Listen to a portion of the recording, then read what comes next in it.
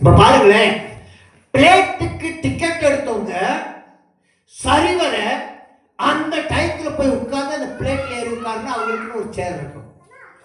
பிளேட்ல வந்து இந்த கொடைக்கானல் பஸ் ஏறனோட்டி இந்த பைய போட்டு சீட்டு பிடிக்கிறது, இது ஏடன்னு சொல்றது, எனக்கு ஏன் சீட்டுன்னு சொல்றது. பிளேட்ல என்ன செய்ய முடியாது, நீங்க செய்ய முடியாது. ஏன்னு கேட்டா உங்களுடைய பேரு, உங்களுடைய வயசு எல்லாம் போட்டு அந்த சேர் நீங்க வந்தால் வராட்டி அது அப்படியே இருக்கும். ஆமென், ஹல்லேலூயா.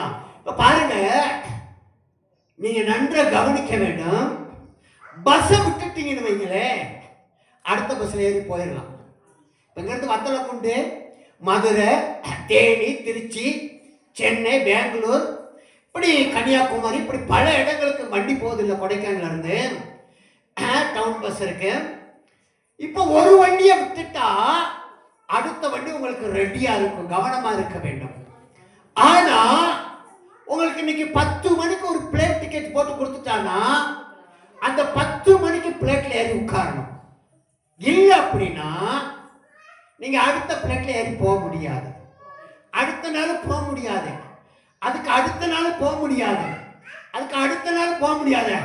திரும்ப அங்க இருந்து வந்து அதை என்ன செய்யணும், பாஸ்போர்ட் ஆபீஸ்ல கொண்டு போய் கொடுத்து மறுபடியும் அதுக்கு டயத்தை வாங்கி மறுபடி தான் அதுக்கு போக முடியும். ஆமென், சோதரம்.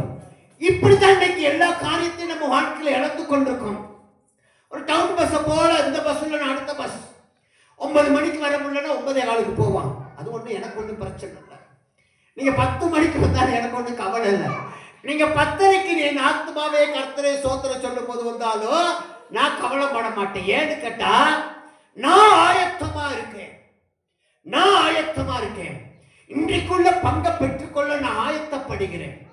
இன்றைக்குள்ள ஆசீர்வாதத்தை சுதந்திரத்துக் கொள்ள நான் குடும்பமாக ஆயத்தமா இருக்கிறேன். அப்ப தேவன் இதுலத்தான் நீங்க என்ன செய்யணும், என்னடா எனக்கு ஆசீர்வாதம் குறையா இருக்குன்னு சொல்லி